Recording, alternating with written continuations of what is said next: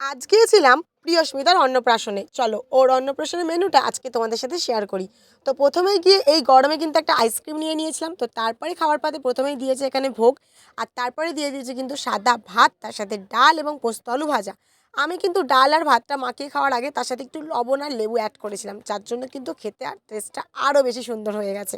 আর তারপরে as usual menu card অনুযায়ী আমাদের দিয়ে দিয়েছিল কিন্তু এখানে পনিরের কালিয়া। আর পনির খেতে আমি খুব একটা পছন্দ করি না, তবে খেতে ভালোই লেগেছিলো, এক পিসই পনির খেয়েছিলাম।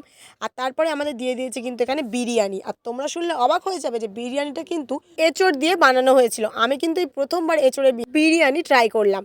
আর যা কিছু রান্না হয়েছিল সবটাই কিন্তু নিরামিষ। যাই হোক, এরপরে দিয়ে দিয়েছিল কিন্তু সোয়া চাপ। সোয়া চাপটা খেতে বেশ সুন্দর লেগেছিল। তারপরে দিয়ে দিয়েছিল এখানে আমের চাটনি। আম কিন্তু আমার বরাবরই প্রিয়, তাই পাঁপড় দিয়ে চাটনিটা কিন্তু মেখে খাচ্ছিলাম, যেটা আমার অ্যাজ ইউজুয়াল মোস্ট ফেভারেট।